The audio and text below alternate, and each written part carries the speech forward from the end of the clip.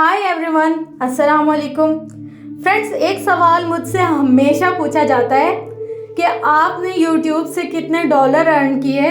2 साल से आप एफर्ट्स कर रही हैं, तो कितना पैसा बनाया आपने यूट्यूब से। तो आज मैं आपको इस सवाल का जवाब देने वाली हूँ कि मुझे 2 साल हो गए यूट्यूब पर एफर्ट्स करते हुए, वीडियोस बनाते हुए, एडिटिंग करते हुए, अपलोडिंग करते हुए। मतलब मैं कुछ भी कर रही हूँ तो मेरे जहन में ये रहता है कि मेरी ये जॉब है और मुझे इसको कंटिन्यू करना है और इसमें अपना पोर्शन लाजमी प्ले करना है। और उसके बावजूद भी लोग जब मेरा मजाक उड़ाते हैं या मुझसे इस किस्म के सवाल करते हैं तो दिल थोड़ा सा दुख जाता है, पर मुझे अफसोस नहीं है इस बात का।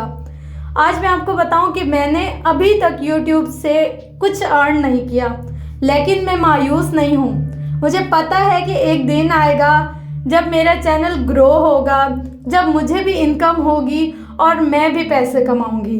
फ़िलहाल ये जो पैसे मैं आपको दिखा रही हूँ, ये वो पैसे हैं जो मैं अपनी सिलाई से अर्न करती हूँ। और उन पैसों से मैंने थोड़े कर कमेटी डालकर पैसे जमा किए और आज मेरी कमेटी निकल आई है। तो ये है वो मेरी मशीन जिस पर मैं बैठकर सिलाई करती हूँ और ये सारे पैसे मैंने इस मशीन की मदद से कमाए हैं। लेकिन अब ये बेचारी हो गई है थोड़ी सी ख़राब, तो मैंने सोचा है कि इसको भी बनवा लिया जाए। और साथ में जो कि मशीन, जो कि मैं कब से लेना चाह रही थी और कब से इसके लिए पैसे जमा कर रही थी, अब जाके मेरे पास इतने पैसे जमा हुए हैं कि मैं जो कि मशीन ख़रीद सकूँ। तो मैं यहाँ पर पहुँच गई हूँ जुबली मार्केट, और यहाँ से मेरा दिल है कि मैं कोई अच्छी कंपनी जो कि मशीन ख़रीद लूँ। पर यहाँ पर जब हम पहुँचे तो मेरी रेंज कुछ और थी और जो मशीनों के प्राइस थे वो कुछ और ही थे।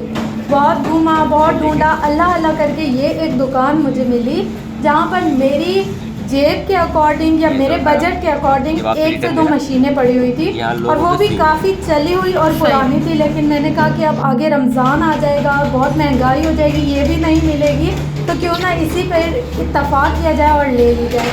ये इस शॉप पर हर किस्म की हाथ वाली मशीनें भी अवेलेबल थी, मगर मुझे हाथ वाली नहीं लेनी थी क्योंकि इसकी ना ग्रिप ज़्यादा नहीं होती। लेकिन जो की मशीन होती है उसकी ग्रिप और उसकी सिलाई में सफाई बहुत ज़्यादा होती है। और ऑलरेडी मेरे पास हाथ वाली मशीन है, तो मुझे ये वाली काली मशीन लेने की ज़रूरत नहीं थी, तो मैंने जोकी को ही प्रेफर किया।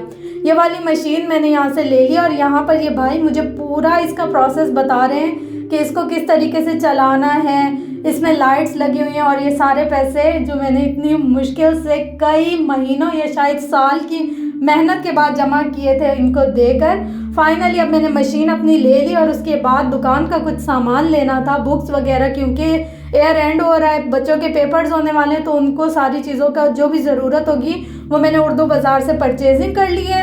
और सारा सामान रिक्शा में भर कर, और जो मेरी पुरानी मशीन थी वो भी मैंने बनवा ली थी यहीं से ही, जुबली मार्केट से ही। तो बस अब यहाँ से सारी चीज़ें ख़रीद कर अब हम लोग जा रहे हैं घर। और ये मशीन नई जो मैंने ली है और इसके साथ का स्टैंड, और जो पुरानी मशीन मैंने वो बनवाई थी, अब घर जाकर चेक करूँगी कि कैसी बनी, क्या बनी, कैसी चीज़ मुझे मिली। मुझे कोई एक्सपीरियंस नहीं है कि जो कि मशीन किस तरीके से ली जाती है या इसकी चेक करने की क्या क्या चीज़ें हैं। तो बस फर्स्ट टाइम मुझे जो शॉप वाले ने कहा, मैंने उसके कहे के अकॉर्डिंग ले ली। उन्होंने कहा कि आपकी रेंज और बजट के हिसाब से ये मशीन अच्छी है। और यहाँ पर मैंने कुछ खाने पीने की चीज़ें ले ली हैं घर वालों के लिए, क्योंकि मैं तो घर जाते जाते शाम हो जाएगी, घर पर कुछ बना नहीं पाऊँगी। तो फिर यहाँ से खाना भी अम्मी वगैरह के लिए पैक करवा लिया है। यहाँ से शुरू होता है नेक्स्ट डे, क्योंकि रात को बहुत ज़्यादा थक गए थे, तो मैं आकर बस थोड़ी बहुत सेटिंग कर सो गई थी। हिम्मत ही नहीं हो रही थी, ज़्यादा चल के बाज़ार में बिल्कुल बैंड बज गई थी। अच्छा, ये जो मेरी पुरानी मशीन है ना, मैं उसको अभी चेक कर रही थी कि कैसे बना कर दिए उन्होंने। बहुत अच्छी और पानी की तरह चल रही है, मुझे इतना यकीन ही नहीं आ रहा ये मेरी पुरानी वाली मशीन है। काफ़ी साल हो गए इस मशीन को, और मैंने इस पर हज़ारों की तादाद में कपड़े सिए होंगे। इवन कि मुझे खुद भी याद नहीं मैंने कितने कपड़े सिए, अपने क्या, लोगों के क्या, शादियों के क्या, बहुत कपड़ा सिया मैंने इस पर। अच्छा, अब शाम को मैंने बनाई थी चना चाट। अपनी मशीन आने की खुशी में सेलिब्रेशन हो रही थी। यहाँ पे इतनी मज़े की कोई आला चना चाट बनी थी ना, दिल कर रहा था खाते ही जाओ। आपके मुंह में भी ज़रूर पानी आ गया होगा इसको देख के। अच्छा, अब यहाँ पर ना मैं अपनी जो की मशीन चेक कर रही हूँ। जैसे जैसे उन्होंने मुझे बताया था धागा डालने का तरीका, सेम उसी तरीके से मैंने धागा डाला है। सेम उसी तरीके से जो उन्होंने मुझे कहे थे वही उनका प्रोसीजर ही मैंने फॉलो किया है।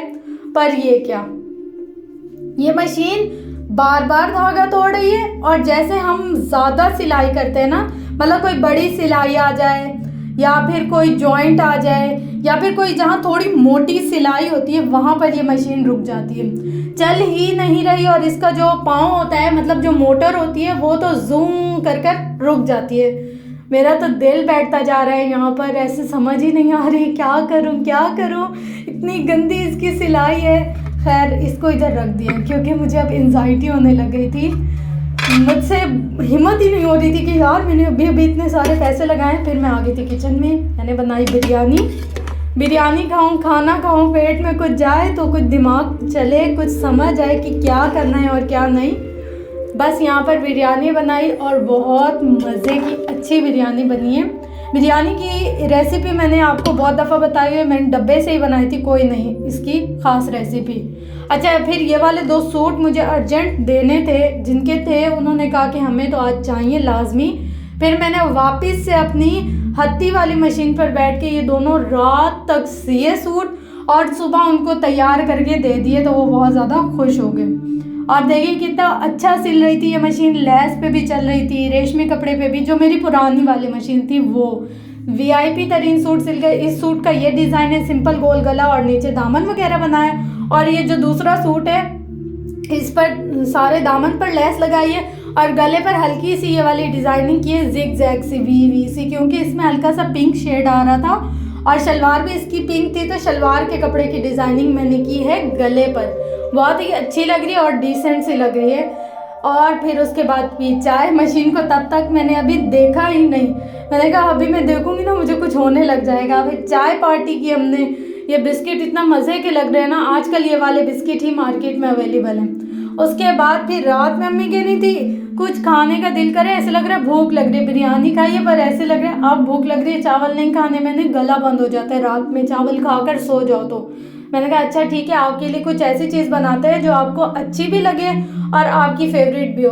फिर यहाँ पर मैंने सूप बनाना स्टार्ट कर लिया था, क्योंकि सूप अम्मी को बहुत ज़्यादा पसंद है। और ये है कि सर्दियाँ जैसे जा रही हैं तो एंड में हम लोग ये भी बना लें। इसमें से मैंने जो चिकन बॉयल किया था उसके 2 पोर्शन कर लिए थे, काफ़ी ज़्यादा लग रही थी मुझे, तो मैंने कहा आधी मैं यूज़ करूँगी और आधी संभाल कर रख दूँगी, नेक्स्ट कोई अंडा वगैरह बनाते हैं या कुछ और चीज़ बनाएंगे तो उसके काम आ जाएगी। बस यहाँ पर सूप वगैरह बन रहा था, सब कुछ जो भी काम कर रही हूँ ना मैं, मेरे जहन में तो बस मशीन ही चल रही है और मुझे कुछ समझ ही नहीं आ रहा कि अल्लाह क्या होगा, कैसे होगा, क्या करूँगी।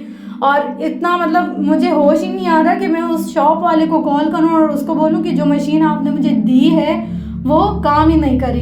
एट द एंड रात को सोचते सोचते मुझे याद आया कि अल्लाह मैंने तो मशीन वाले को कॉल करके बोलना है, क्योंकि इसकी वारंटी उन्होंने दी है मुझे 1 साल की और कार्ड भी दिया, सब कुछ लिख कर भी दिया है, तो क्यों ना मैं उनके पास जाऊँ और उनको कंप्लेन करूँ कि आपने जो मशीन दी वो तो चल ही नहीं रही। तो बस ये वाला आइडिया जब रात में मेरे दिमाग में आया तो मुझे कुछ सुकून आया कि अच्छा हाँ ये भी तो मैं कर सकती हूँ ना, तो यही करूँगी अब मैं। और मैंने किया। सुबह ना उन भाई को मैंने कॉल किया कि आपने तो मुझे वारंटी दी थी कि ये मशीन है और बहुत अच्छी है, काफ़ी अच्छी चलेगी, और मुझे तो ये एक सूट भी नहीं सिलाई कर पाई है और इसकी सिलाई तो बहुत ज़्यादा ख़राब है। उन्होंने बोला सिस्टर कोई मसला नहीं है, सैटरडे संडे 2 दिन हमारी शॉप बंद होती है, तो आप ऐसा कीजिएगा कि मंडे को ले आएँ, तो हम आपको या तो इसको सेट कर देंगे या जो भी आपके साथ कंपनसेशन होगी वो कर देंगे। ओ फिर जाकर कुछ दिमाग और दिल को सुकून आया कि नहीं मेरा पैसा वेस्ट नहीं हुआ, कुछ बुरा नहीं हुआ, सब सेट हो जाएगा, उनके पास ले जाऊंगी तो इसको सेट कर देंगे। मतलब कभी कभी किसी सिचुएशन में हम इतना ज़्यादा पैनिक कर जाते हैं कि बस। और यहाँ पर बिल्ली बैठी हुई थी, अपना खाना खा रही थी, और हशाम इसको बिल्ली के साथ रहना भी है और बिल्ली से दूर भी रहना है, मतलब इसका गुजारा भी नहीं है, देखना भी, और डर भी बहुत ज़्यादा लगता है इसको बिल्ली से। तो मैं क्या कह रही थी कि हमें कभी भी पैनिक नहीं करना चाहिए, अगर कुछ बुरा हो भी जाए तो उसका अल्टरनेटिव सोचना चाहिए कि अच्छा अब इसका सेकंड ऑप्शन क्या है, अच्छा अब हम इसके रिप्लेसमेंट में क्या कर सकते हैं। हर मसले का कोई ना कोई सल्यूशन होता है, बस हम लोग थोड़े से बेसब्रे हो जाते हैं, तो बेसब्रा नहीं होना चाहिए, थोड़ा सा तहम्मुल और शुक्र सब्र से चलना चाहिए, तो ज़रूर हर मसला हल हो जाता है। और अगर कभी लॉस होता भी है ना तो भी पैनिक नहीं करना चाहिए, इसी में कुछ ना कुछ बेहतरी होगी। इसी के साथ साथ अपना गिरदोनवा अहल-ओ-याल का बहुत ज़्यादा ख्याल रखिएगा और मुझे अपनी दुआ में बहुत ज़्यादा याद रखिएगा। इंशाल्लाह मिलते हैं नेक्स्ट वीडियो में, तब तक के लिए अल्लाह हाफिज़।